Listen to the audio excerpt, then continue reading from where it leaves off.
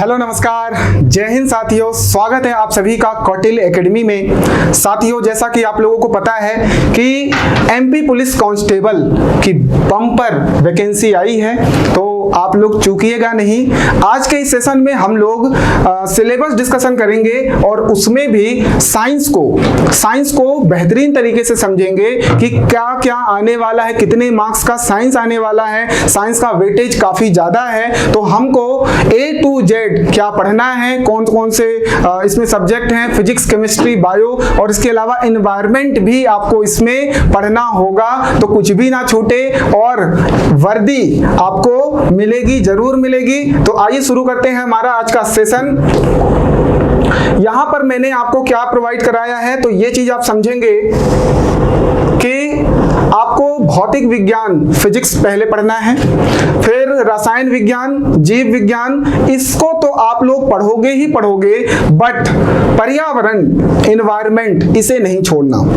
क्यों नहीं छोड़ना? क्योंकि अभी हाल में जो पेपर्स हुए हैं उसमें पर्यावरण के क्वेश्चंस काफी ज्यादा पूछे जा रहे हैं। तो ऐसा ना हो कि आप फिजिक्स, केमिस्ट्री, बायो में लगे हो और 5-6 क्वेश्चन आपके पर्यावरण, एनवायरनमेंट से आ गए। तो आपको ये चारों को बराबर पढ़ना है। और आपको यहां पर मैंने लिखा है 15 से 17 मार्क्स, 15 से 17 क्वेश्चन 100 में से यहां से पर्टिकुलर साइंस से आएगा। आप लोग जब सिलेबस देख रहे थे तो उसमें नीचे आप लोगों को लिखा है अंकगणित, विज्ञान और अंकगणित, विज्ञान एवं अंकगणित, ये जो टोटल है ये 30 मार्क्स की आएगी। तो 30 में से आप ऐसा मान सकते हो 15 विज्ञान के लिए और 15 अंकगणित के लिए। शिफ्ट वाइज पेपर है तो स्वाभाविक सी बात है, हो सकता है ये 17 हो जाए, ये 13 हो जाए, या ये 13 हो जाए, ये 17 हो जाए, या 15-15 या 15-16, कुछ इस तरीके से यहां पर व्यवस्था बैठेगी। तो आपको मैं फिर से बोल रहा हूं, पर्यावरण विशेष रूप से ध्यान देना है। इसमें भी क्या ध्यान देना है हम लोग आगे समझेंगे। तो शुरू करते हैं फिजिक्स से कि फिजिक्स में हमको कौन कौन से चैप्टर पढ़ने हैं। तो यहां पर आप देख पा रहे हो भौतिक विज्ञान। क्या है भौतिक विज्ञान? तो जो भी हम एनवायरनमेंट में, अपने पर्यावरण में, अपने आसपास जो भौतिक घटनाएं हो रही हैं, जो भौतिक परिवर्तन हो रहे हैं, उनका अध्ययन करना ही भौतिक विज्ञान कहलाता है, फिजिक्स कहलाता है। अब उसके अंतर्गत सबसे पहले आप लोगों को पढ़ना है मात्रक एवं विमीय सूत्र, यूनिट एंड डायमेंशन। देन आपको मोशन पढ़ना है, गति पढ़ना है, सब कुछ गति के प्रकार, गति के नियम, है ना। गति के जो नियम है किस वैज्ञानिक ने दिया, आपको वैज्ञानिकों के नाम भी याद रखने हैं। कौन है फादर ऑफ फिजिक्स, कौन है father of chemistry, father of biology, इन सभी चीजों पर आपको बढ़िया व्यवस्थित तरीके से पढ़ना है। और पेपर बहुत ज्यादा टफ नहीं बनेगा। अगर गति दिया है तो जो गति के नियम हैं आप थ्योरेटिकल और कुछ न्यूमेरिकल, वो भी इजी लेवल के आपको न्यूमेरिकल करने हैं। लेवल जो रहेगा काफी बेसिक लेवल रहेगा। लेवल के लिए आप चिंता बिल्कुल मत करिए, ऐसा नहीं होगा कि बहुत लेंदी और टफ प्रश्न पूछे जा रहे हैं फिजिक्स के अंतर्गत। आपको लेवल बहुत बेसिक लेवल रखना है। आप लोगों ने अभी हाल में पटवारी दिया होगा, वन रक्षक दिया होगा, जेल प्रहरी दिया होगा, ठीक है। इन पेपरों को एनालिसिस करने के बाद, जेल प्रहरी दिया होगा, इन पेपरों को आप अगर एनालिसिस करोगे, है ना, तो आप पाओगे कि पैटर्न लगभग सेम चल रहा है व्यापम का। आपके 15 से 17 क्वेश्चन आ ही रहे हैं और उनका जो लेवल है वो बेसिक है, कोई बहुत ज्यादा रॉकेट साइंस नहीं पूछा जा रहा है। तो इस बात का आपको ध्यान रखना है और हमारा स्टडी आगे चलता जाएगा।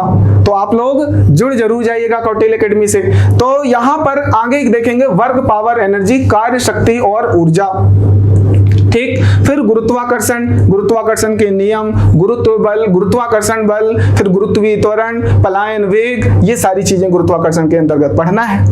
वर्क, पावर, एनर्जी, ये सब एक दूसरे से इंटरलिंक्ड होते हैं। एनर्जी, आप ऊर्जा लेते हो, उसके लिए आप पोषक तत्व, आप खाना खाते हो, है ना, खाना खाते हो तो उस ऊर्जा को आप परिवर्तित करते हो, कार्य में कार्य करते हो।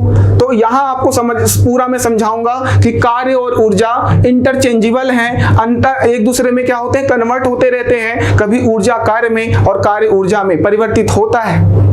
ठीक, तो यहाँ ऊर्जा के प्रकार, एक ऊर्जा दूसरी ऊर्जा के रूप में परिवर्तित होगी, इसे हम लोग समझेंगे। ऊर्जा को ना तो बनाया जा सकता है ना तो नष्ट किया जा सकता है। Energy neither be created nor be destroyed, it can be change into one form of energy to another form of energy. तो ये सारी चीजें पढ़ेंगे और ये भी समझेंगे कि ऊर्जा, कार्य, इनकी जो यूनिट जूल है ये एक ही इकाई है, इनका मात्रक एक है, विमीय सूत्र एक है। तो इनको हम लोग व्यवस्थित तरीके से समझेंगे और देन शक्ति पढ़ेंगे कि शक्ति क्या है, पावर क्या है। शक्ति, जैसे आप बोलते हो 100 वाट का बल्ब, 100 वाट का बल्ब आप देखे हो, उसमें आपको यह समझना है कि जो वाट है वो जूल पर सेकंड है, मतलब 100 जूल की ऊर्जा 1 सेकंड में वो खपत कर रहा है, वो बल्ब खपत कर रहा है, तो उसकी एक शक्ति हो गई, पावर हो गई। वहीं पर अगर हमने आजकल एलईडी चल रहे हैं 9 वाट की एलईडी, तो 9 वाट की एलईडी का मतलब है 9 जूल की ऊर्जा 1 सेकंड में खपत हो रही है, तो ये काफी कम ऊर्जा खपत हो रही है, तो बिजली बिल काफी कम आएगा। मतलब 9 वाट के बल्ब की जो शक्ति है, पावर है, वो कम है, 100 वाट के बल्ब की पावर ज्यादा है। इसी तरीके से जितने भी इलेक्ट्रिकल अप्लायंसेस हैं उनकी पावर होती है और उनकी एक निश्चित पावर की वजह से वो ऊर्जा कंज्यूम करते हैं और वर्क करते हैं, एक ऊर्जा को दूसरी ऊर्जा में कन्वर्ट करने का काम करते हैं। तो ये सारी चीजें हम लोग इसमें पढ़ेंगे। देन प्रकाश पढ़ेंगे, लाइट के अंतर्गत वही परावर्तन, अपवर्तन, देन उनके अंतर्गत जो भी प्रतिबिंब निर्माण हो रहे हैं उनसे संबंधित प्रश्न, चाहे वो दर्पण के हो चाहे वो लेंस के हो, तो किसी भी तरीके का प्रश्न बनेगा प्रकाश में, वो चीज हम डील करेंगे। फिर आती है बात साउंड, ध्वनि, जिसको हम लोग ऊर्जा का ही क्या बोलते हैं, रूप बोलते हैं, कि जो ध्वनि है वह ऊर्जा का ही एक रूप है ना। अगर मैं आपको बोल पा रहा हूं, आप सुनाई दे रहा है, तो इसका मतलब है यहां से वॉइस निकल के आप तक पहुंच रही है, मतलब ऊर्जा का ट्रांसमिशन एक स्थान से दूसरे स्थान पर हो रहा है। क्लियर है बात। और इसके अंतर्गत हम समझेंगे क्या होती है वेवलेंथ, क्या होती है फ्रीक्वेंसी, आवृत्ति, है ना, तरंग दैर्ध्य, इन सभी चीजों को भी समझेंगे। उसके बाद वहां पर समझेंगे इलेक्ट्रोमैग्नेटिक जो वेव होती हैं वो क्या होती है। ये सारी चीजें हम लोग साउंड में पढ़ेंगे और चीजों को बेहतरीन तरीके से समझने का प्रयास करेंगे, ताकि एग्जाम में कोई भी प्रश्न छूटे ना। और यहाँ पर मैं आपको एग्जाम ओरिएंटेड पूरा साइंस पढ़ाने वाला हूँ, एग्जाम पैटर्न को फॉलो करते हुए, एग्जाम के सिलेबस को और उसके प्रीवियस ईयर में जैसे प्रश्न आए हैं उनकी प्रैक्टिस कराते हुए कैसे प्रश्न पूछे जा सकते हैं, अभी हाल में क्या ट्रेंड रहा है व्यापम का, उसको ध्यान में रखते हुए हम पूरी तैयारी करेंगे। तो वर्दी इस बार आपको लेकर के ही आना है, ये आप लोग बिल्कुल ठान लीजिए। उसके बाद ऊष्मागतिकी, थर्मोडायनेमिक्स को हम लोग देखेंगे, जिसमें हीट का ट्रांसफर हम लोग पढ़ेंगे कि ऊष्मा एक स्थान से दूसरे स्थान कैसे संचरित हो रही है, कितने टाइप में संचरित हो रही है, ये सारी चीजों को हम लोग थर्मोडायनेमिक्स में समझेंगे। देन सैटेलाइट, उपग्रह, यहाँ पर हम लोग अंतरिक्ष विज्ञान के बारे में थोड़ा बहुत जानकारी हासिल करेंगे। अंतरिक्ष विज्ञान में सेलेस्टियल बॉडी में ये सारी चीजें समझेंगे, जैसे पूरे हमारे सौर मंडल की ग्रहों की बात कर लें या फिर किसी तारों की बात कर लें, उनकी दूरी की बात कर लें या उनसे संबंधित जो भी प्रश्न बनते हैं उन्हें हम लोग यहाँ पर उपग्रह और आपके अंतरिक्ष विज्ञान, यहाँ पर लिख देता हूं अंतरिक्ष विज्ञान, इससे संबंधित कुछ प्रश्न कभी कभी पूछे गए हैं तो उन्हें भी हमको पढ़ना जरूरी है। फैक्ट याद कर लेंगे, कोई समस्या नहीं आएगी। ठीक, उसके बाद बात करते हैं इलेक्ट्रिसिटी की, विद्युत की।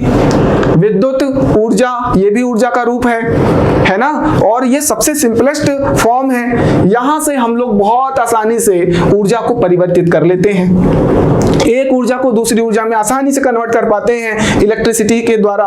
एक बटन दबाया, बल्ब जल गई, दूसरा बटन दबाया, पंखा चलने लगा। इसका मतलब क्या है, इलेक्ट्रिकल एनर्जी कन्वर्ट हो रही है किसमें, लाइट एनर्जी में। जो हमारा प्रकाश ऊर्जा है ये बल्ब दे रहा है, पंखा जब चलाया तो मैकेनिकल एनर्जी, यांत्रिक ऊर्जा है ना, जिसमें गतिज ऊर्जा और स्थितिज ऊर्जा नियत है। आप समझ में आ रहा है आपको? तो ये सारी चीजें हम लोग पढ़ेंगे विद्युतिकी में। अब वहां पर समझेंगे कि किस तरीके से आवेश कार्य करता है, ऋणात्मक आवेश धनात्मक आवेश क्या है, कैसे हम लोग करंट को प्रवाहित करते हैं, कि आवेश प्रवाह की दर करंट कहलाती है। ये सारी चीजें हम लोग क्या पढ़ेंगे, कहां पढ़ेंगे? इलेक्ट्रिसिटी में पढ़ेंगे। फिर बात करेंगे चुंबकत्व की, मैग्नेट के बारे में। यहाँ पर भी नॉर्थ पोल साउथ पोल, दो पोल होते हैं, जैसे यहाँ पर विद्युतिकी में एक ऋणात्मक और धनात्मक आवेश होते हैं, सेम चीज। इनमें काफी सिमिलरिटी है, उनको भी हम लोग समझने का प्रयास करेंगे और देखेंगे कि क्या क्या यहाँ पर प्रश्न बन सकता है। बाकी कोई भी चीज बच जाएगी उसे मिसलेनियस विविध में हम लोग चर्चा करेंगे और पूरा फिजिक्स हम लोग इस तरीके से खत्म करने वाले हैं। चलिए, इसके अलावा हमारा जो सिलेबस है केमिस्ट्री का, रसायन विज्ञान, इसमें क्या क्या आ सकता है उसे भी देख लेते हैं। क्या क्या है सिलेबस में? तो सबसे पहले है मैटर, पदार्थ। पदार्थ क्या है? तो आपको पता है everything around us is known as matter. जो भी वस्तुएं हमारे आसपास हैं वह सब के सब पदार्थ कहलाती हैं। और पदार्थ क्या होती है? जो स्थान घेरती है, जो स्थान घेरती है और उसका खुद का द्रव्यमान हो, स्थान घेरे वा उसका खुद का कुछ द्रव्यमान हो। मतलब ऐसी वस्तुएं जो हमारे आसपास हैं उनका कुछ द्रव्यमान है और उनका आयतन है। स्थान घेरने का मतलब क्या? आयतन। सारी वस्तुओं को देख लो, वो कुछ ना कुछ स्पेस घेरे हुए हैं, स्थान घेरे हुए हैं, उसके साथ उसमें कुछ ना कुछ द्रव्यमान है। अगर ये दो कंडीशन है तो वो पदार्थ कहलाएगा, मैटर कहलाएगा। फिर आपने मैटर के 3 स्टेट पढ़े होंगे, उसको भी समझेंगे। एक होता है सॉलिड, एक लिक्विड और एक गैस, ठोस द्रव गैस। इसके अलावा 2 और स्टेट होती है, एक होती है प्लाज्मा और एक होता है Bose Einstein condensate. Bose Einstein condensate, इन सभी 5 अवस्थाओं को हम लोग डिटेल में पढ़ेंगे और फिर केमिस्ट्री की शुरुआत करेंगे, है ना? तो ये चीज आपको समझ में आ रही होगी। देन आवर्त सारणी, पीरियोडिक टेबल, जो कि जान है केमिस्ट्री की। अगर आप आवर्त सारणी को प्रॉपरली समझ लेते हो तो आपके धातु अधातु, अम्ल क्षार, ये सब क्लियर हो जाएंगे। सभी परमाणुओं को जो समाहित किया गया है आवर्त सारणी में, लगभग 118 तत्वों को इसमें समाहित किया गया है और तत्वों की खोज की जा रही है, एलिमेंट्स की, परमाणुओं की खोज की जा रही है। तो इनके क्या कैरेक्टर्स हैं, उन सभी चीजों को पढ़ेंगे। ऊपर से नीचे जाने पर, दाएं से बाएं जाने पर क्या बढ़ रहा है, क्या घट रहा है, इन सभी पर विस्तार से चर्चा करेंगे और आवर्त सारणी को खत्म करेंगे और साथ ही साथ लगभग सभी टॉपिक पर एक जबरदस्त पकड़ बनाने का प्रयास करेंगे।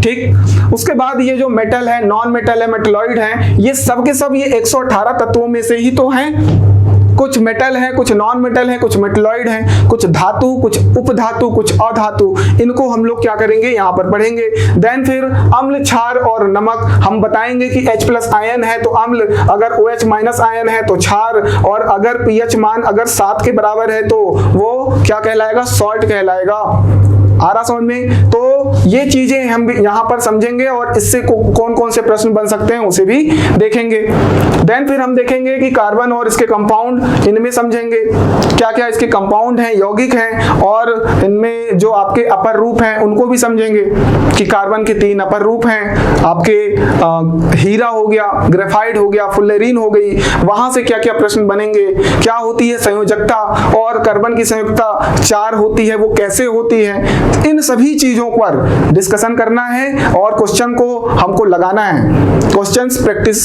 अच्छे से करेंगे तो सारा बनेगा। फिर परमाणु संरचना, है ना, परमाणु संरचना डाल्टन से शुरुआत करेंगे कि डाल्टन का परमाणुवाद क्या था, और वहां के बाद वहां से फिर हम लोग आगे बढ़ते चले जाएंगे। जे थॉमसन का परमाणु मॉडल, बोहर का, है ना, ये सारे परमाणु मॉडल को हम लोग ढंग से पढ़ेंगे। देन फिर रासायनिक अभिक्रिया, केमिकल रिएक्शन, 2 रिएक्टेंट लेंगे, अभिकारकों को जोड़ के एक उत्पाद बनाएंगे, एक रिजल्टेंट बनाएंगे जो प्रोडक्ट कहलाता है ना। तो वहां समझेंगे कि जब 2 रिएक्टेंट्स आपस में जुड़ते हैं तो वहां पर उत्पाद बनता है, उसका नेचर, उसके कैरेक्टरिस्टिक्स जो होते हैं इनसे काफी भिन्न होते हैं, उसको हम लोग यहाँ पर विस्तार से समझेंगे, है ना। तो केमिस्ट्री का मतलब ही क्या है, इसका मूल भाव है पदार्थों के संगठन, उसकी गुण, उसकी संरचना और रासायनिक अभिक्रिया, इनका जो अध्ययन है वही हमारा रसायन कहलाता है, रसायन रसायन विज्ञान कहलाता है, केमिस्ट्री कहलाता है, और वही सारी चीजें हम लोग पढ़ रहे हैं। फिर आपका क्या है, रासायनिक बंध, रेडियो एक्टिव,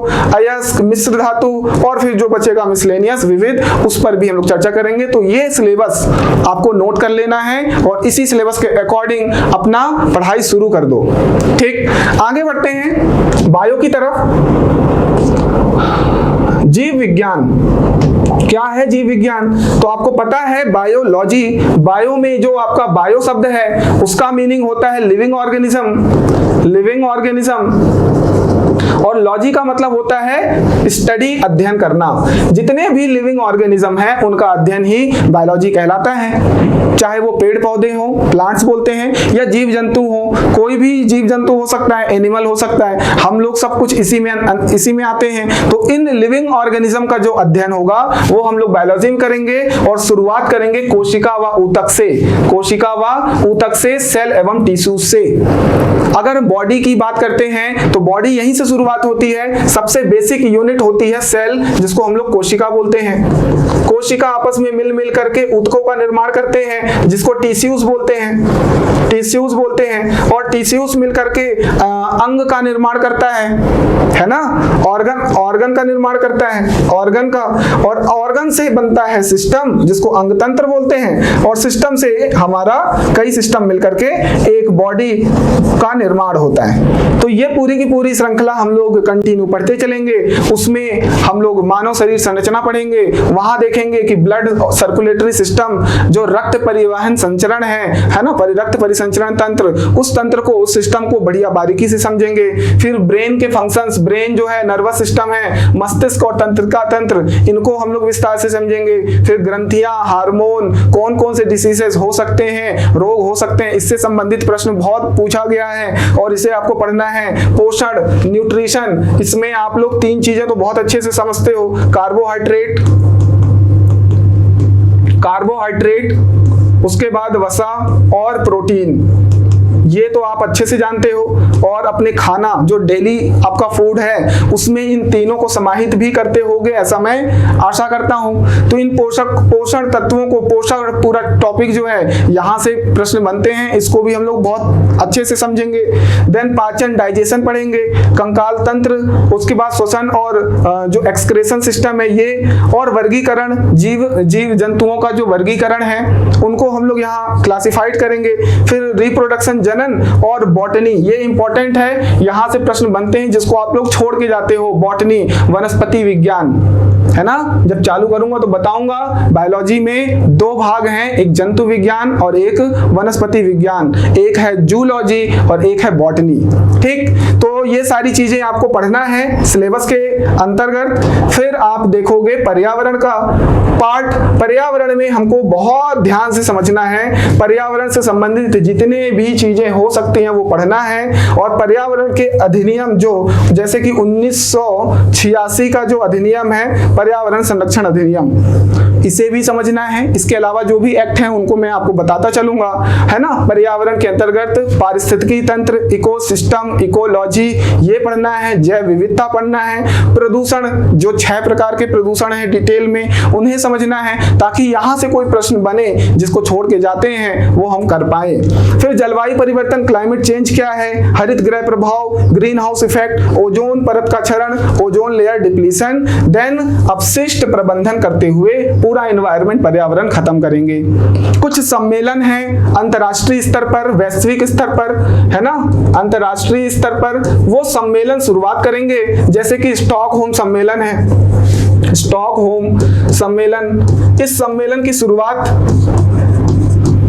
1972 में ये सम्मेलन हुआ था, और माना जाता है कि पर्यावरण संरक्षण के लिए पहली बार वैश्विक स्तर पर ये सम्मेलन आयोजित किया गया था। कहाँ हुआ था? तो स्टॉकहोम में ये सम्मेलन आयोजित किया गया था। इसी को हम लोग पर्यावरण का मैग्ना कार्टा कहते हैं। इस टाइप के प्रश्न पूछे जा सकते हैं। उसके बाद जो वैश्विक स्तर पर दूसरा था वो 1992 में रियो सम्मेलन, जिसको हम लोग अर्थ समिट के नाम से जानते हैं, पृथ्वी शिखर सम्मेलन के नाम से जानते हैं, पृथ्वी शिखर सम्मेलन, है ना। इसमें क्या क्या बातें हुई, यूएनएफसीसीसी का निर्माण, है ना, जलवायु परिवर्तन से संबंधित बॉडी का निर्माण, उसके बाद कॉप कॉन्फ्रेंस ऑफ पार्टीज की शुरुआत होती चली गई, अभी हाल में कौन सी हुई, कहां पे हुई, ये सारी चीजें हम लोग को ये थोड़ा सा अलग से पढ़ना पड़ेगा ताकि हमारा एनवायरनमेंट थोड़ा स्ट्रांग हो जाए। बस कुछ नहीं, मैं आपको बताऊंगा, पढ़ाऊंगा, लेक्चर्स लोगे, देन आपको सारी चीजें समझ में आ जाएंगी। तो आपको हमारे कौटिल्य एकेडमी से जुड़ जाना है ना, कांटेक्ट कर सकते हो, हमारा डिस्क्रिप्शन में कांटेक्ट नंबर दिया होगा, और जो भी चीजें आपको समझनी होंगी आप उसे समझ करके, है ना, आप लोग अपनी तैयारी को गति दोगे। तो अगर पाना है वर्दी इस बार तो जुड़ जाइए हमारे साथ, साइंस में लेने वाला हूं, आपको बहुत बेसिक लेवल से और जो पुलिस की जो आपकी लेवल है उस लेवल तक लेकर के जाऊंगा, व्यापम के जो प्रीवियस ईयर के प्रश्न हैं उसे भी कंटिन्यू कराऊंगा। तो जुड़े रहिएगा हम लोग के साथ, है ना, स्वस्थ रहिएगा, मस्त रहिएगा और प्यार बनाए रखिएगा। धन्यवाद।